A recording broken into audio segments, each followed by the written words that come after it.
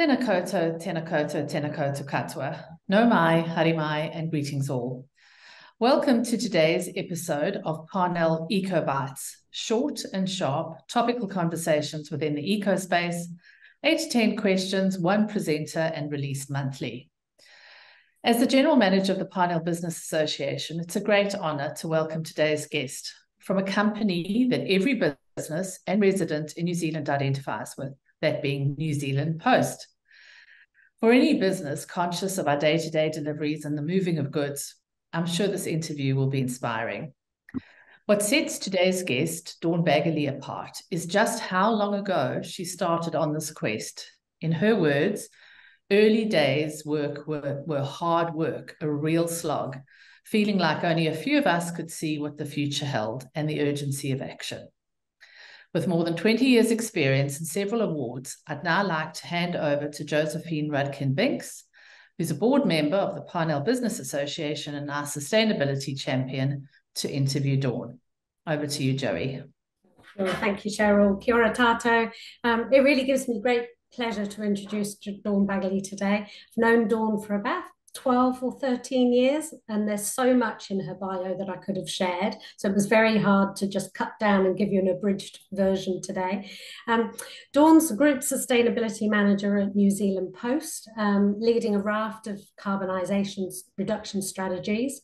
Dawn's also a member of the SBN board for over 5 years, and also on the Toy2 Technical Advisory Panel as well. So you can check out more detail on Dawn's LinkedIn page. So kia ora, Dawn. Tell us a bit about yourself and what you do. Kia ora, and thank you. Thanks for inviting me along, and thanks for those lovely things that you've said about me. Makes me feel a bit humble. So as you said, I'm the Group Sustainability Manager at New Zealand Post. Together with my team, I'm responsible for not just environmental, but also the social and governance reporting aspects of sustainability. I've worked there for over 10 years. So obviously it's been a good experience for me. But I think because New Zealand Post has always aspired to be a leader in this space, it's always been, for me personally, an experience of pushing into new areas and learning new things. There's never been a dull moment. And I know I've probably challenged people in the organisation at times, and I know they've challenged me. And so it's kept me on a learning edge here. So it's been incredibly worthwhile, the work that we've been doing.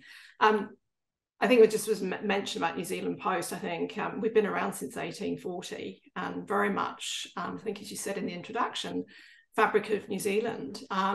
But most people would know us as a mail business, that actually in recent times, there's been a massive growth in online shopping. So many Kiwis, especially young Kiwis, will know us as the delivery agent for many of their favourite online retailers. So big focus is on that delivery component for us and reducing the emissions from that.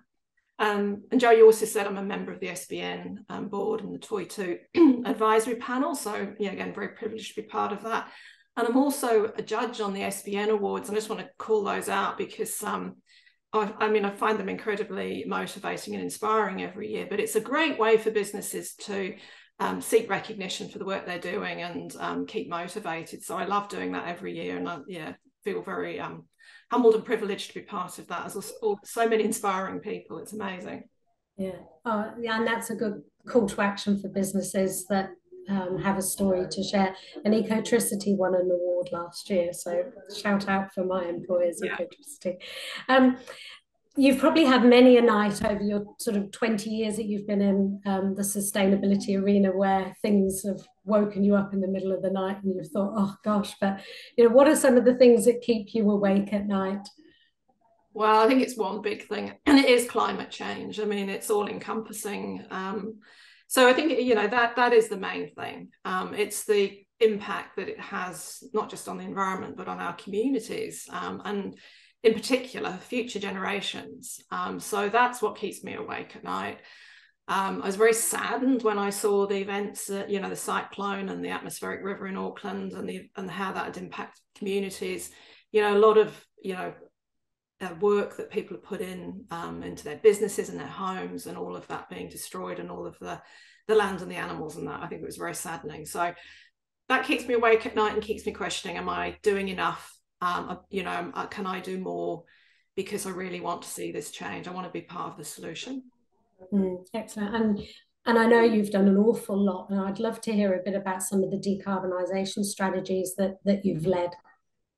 Yeah, I mean, the things that are, in the last 10 years at New Zealand Post, there's lots of different things that we've been doing, and it's evolved over the years as new technologies come in. But not surprisingly, for New Zealand Post, 7% of our emissions come from fuel burn. So that would be from anything from forklifts to cars to vans to trucks to aeroplanes. All of those are modes of transport that we use to move things around and deliver to customers. And so a big focus has been on reducing emissions, shifting to renewable energy. And the first areas that we focused on, because it's closer in our control, but also because the technology is to electrify our own fleet and to help our last mile contractors to electrify their fleet. So that's the two the areas that have a major focus for us, and we've got goals around both of those. We'd like to have 100% of our own fleet electric by 2025, and 100% of our last mile delivery partners electric by 2030. But for our delivery partners, they're contractors, they're small business owners. The electric technology is available, but it is a higher upfront cost. It's cheaper to run, but it is higher, more costly to buy. So one of the things that we've been conscious of is how do we help our last mile delivery partners shift to electric vehicle now? Because we know the running costs will be lower.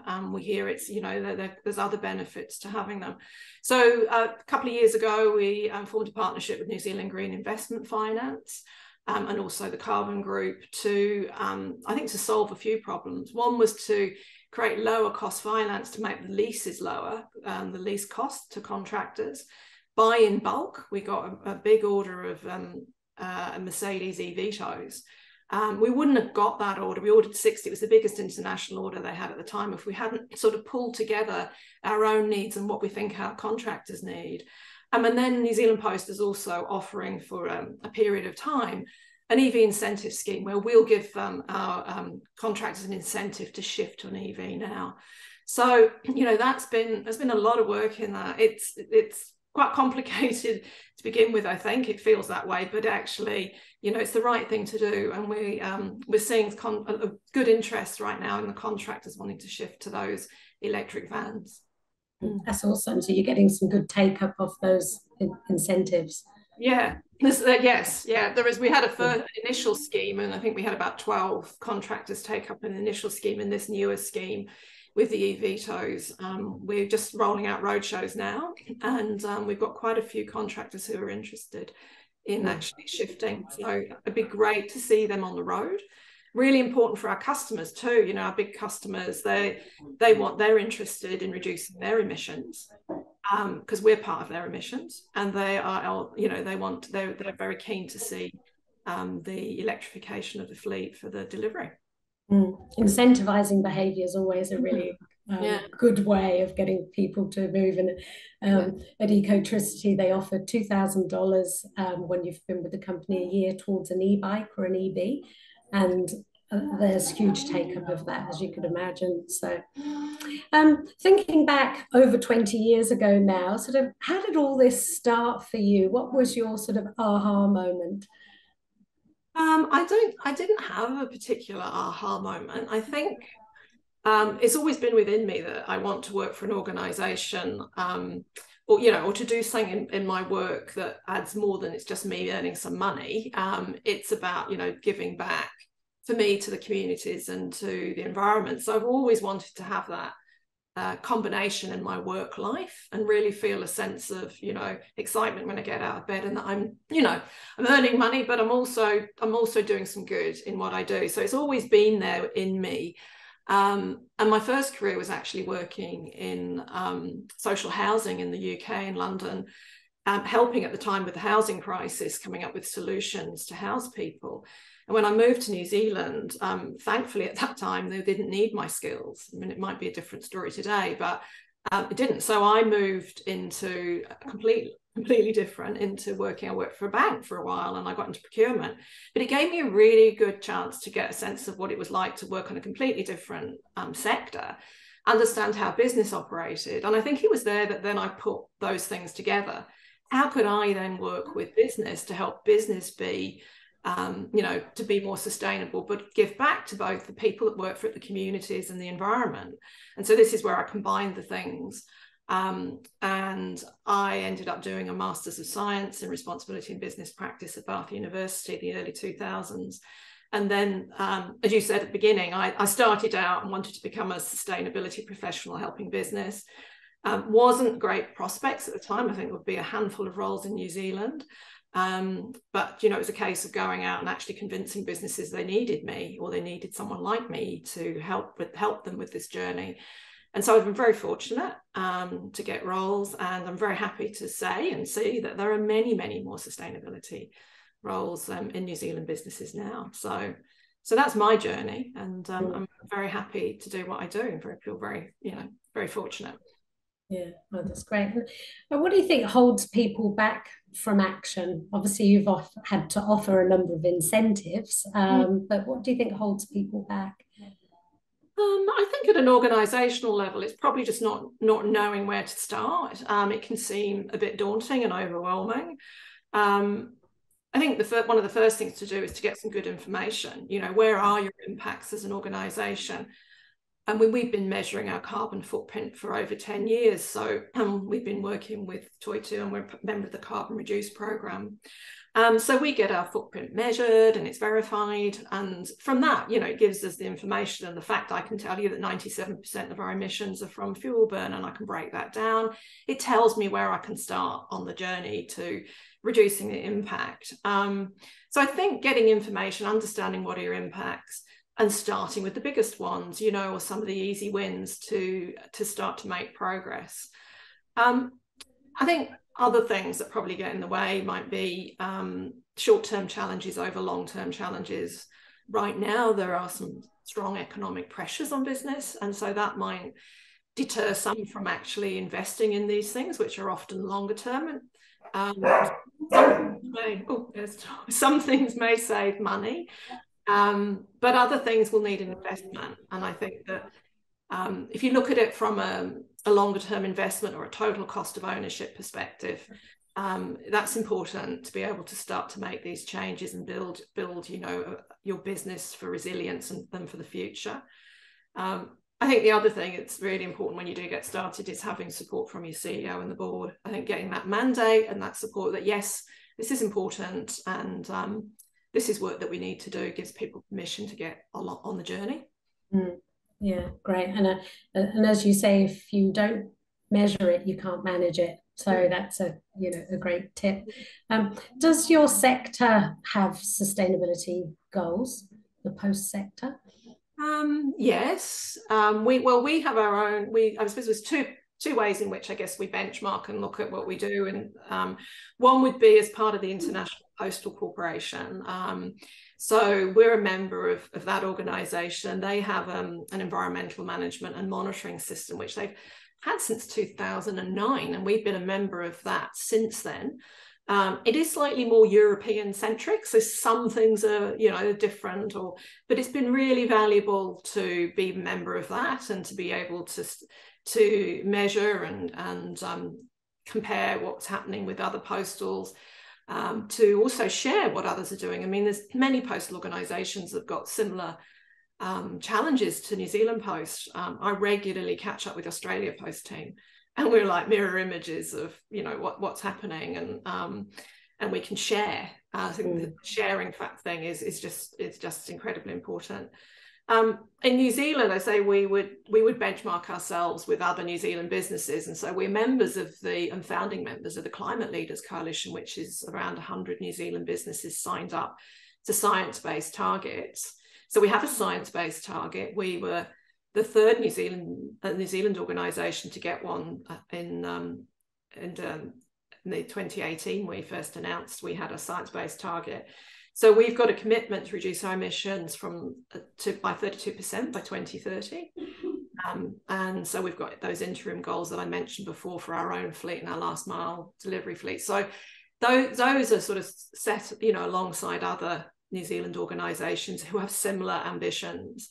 And so we would look to those and share information. Again, there's so much information sharing in sustainability. And I think that's the other aspect that I really enjoy about the work, is that I can talk to other sustainability professionals, and we're willing to sort of share best practice or what we've done and learnings, because we want others to sort of get on board, and we want to help them get along faster. I don't want them to start out back where we were, and want them to sort of leapfrog forward. And so that information sharing is really important.